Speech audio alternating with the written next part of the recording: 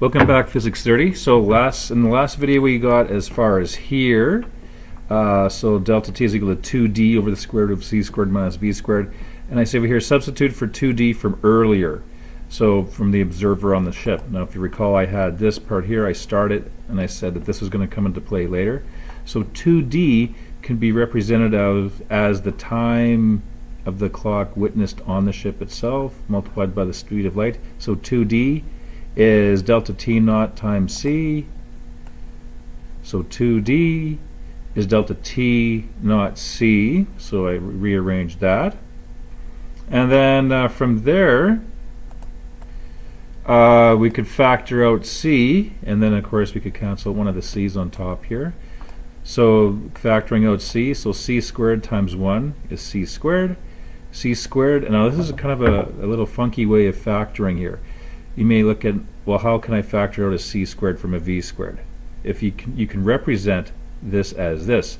C squared multiplied by v squared over c squared, and you'll know that c squareds cancel and we're left with v squared. So we can factor out something if we set it equal to the denominator and then move it out from there. So looking in reverse, you see this works. C squared times 1, c squared.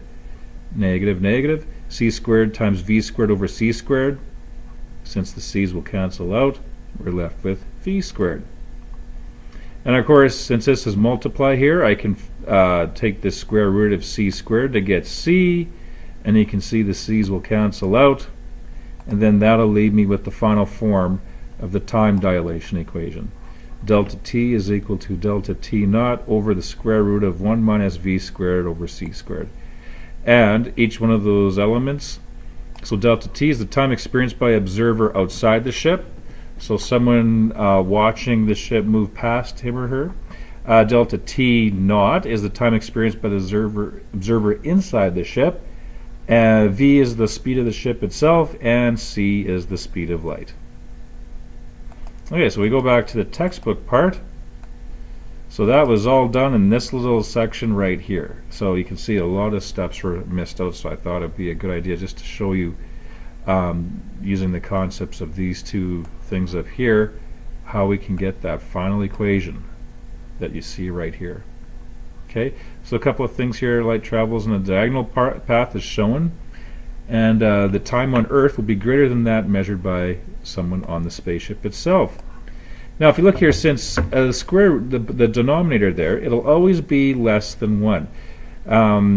A little side note here that you should copy down, if v was equal to c, so if we could actually travel at the same speed of light, so we could say, well, v squared is equal to c squared. Of course, c squared divided by c squared will give us 1. 1 minus 1 is 0. The square root of 0 is 0.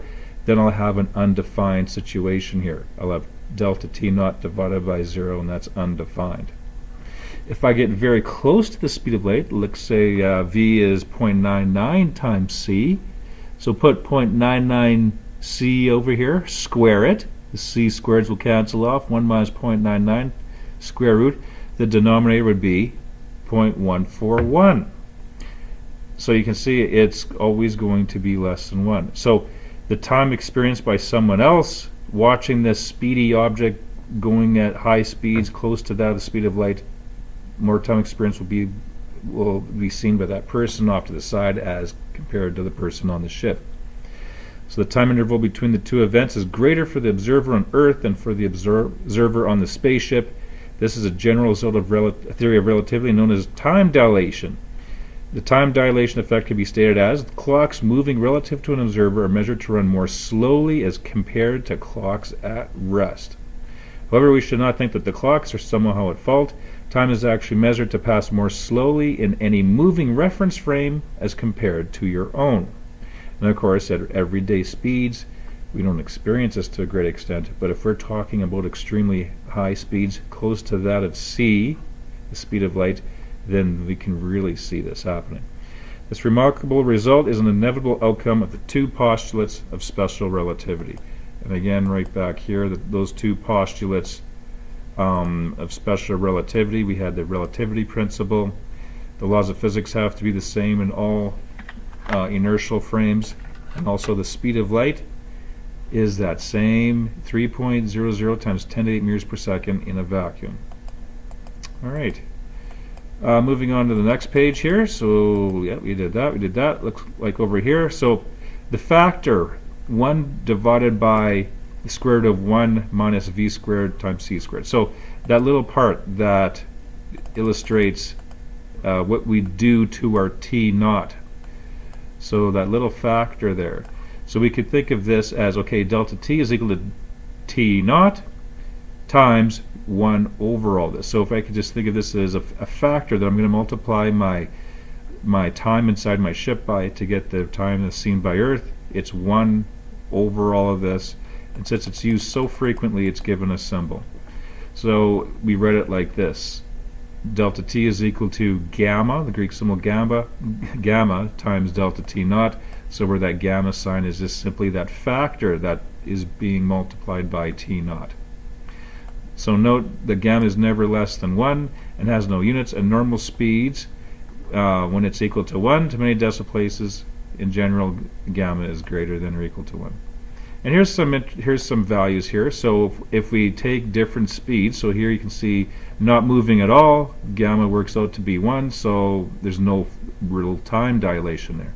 But as we can see, as the numbers increase up to 0.99 c, when I take 0.99 c, squared it, etc., do all of that, then that gamma works out to be 7.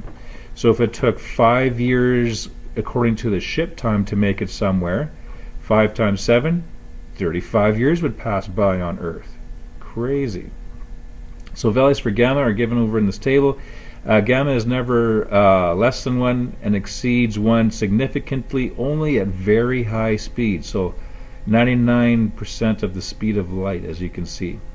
The concept of time dilation may be hard to accept, for it contradicts our experience.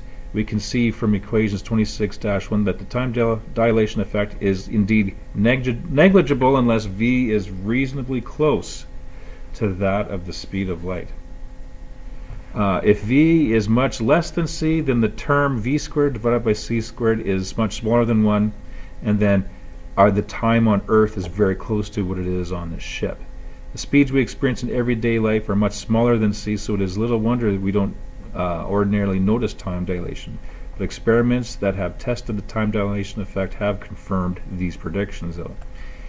In 1971, for example, extremely precise atomic clocks were flown around the Earth in jet planes. The speed of the planes, 1,000 kilometers per hour, is much less than c, so the clocks had to be extremely accurate. So if we were to see the little minute differences, of course we'd have to go quite a few decimal places here, all the way to nanoseconds, in order to detect any time dilation. They were this accurate, and they confirmed that yes, with an experimental error, there was time dilation. And right after this section is a video in which they discuss that a little more in detail. The time dilation has been confirmed decades earlier, however, by observations on elementary particles which have very small masses and so require little energy to go at the speed close to light. We can experiment with this. So yeah, it's extremely impossible to have enough energy to get a spaceship to go that quick, but hey, something that's an elementary particle, we can send it at that speed. Many of these elementary particles are not stable and decay after time into lighter particles. One example is the muon, which has a mean lifetime of 2.2 microseconds when it is at rest. Careful experiments show that when the muon is traveling at high speeds, its lifetime is actually measured to be longer than when it is at rest, just as predicted by that time dilation formula. And down here there's an example of that.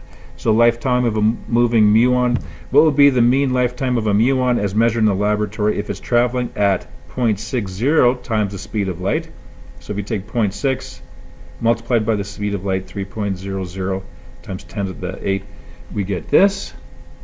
With respect to the laboratory, a muon's mean lifetime is 2.2 microseconds, and if we use our conversion chart, that works out to be 2.2 times 10 to the minus 6 seconds. And then, of course, how far does a muon travel in the laboratory on average before decaying? Okay, so I think we'll stop this video here, and the next one we'll look at that result, and we'll look at a couple of more examples as well.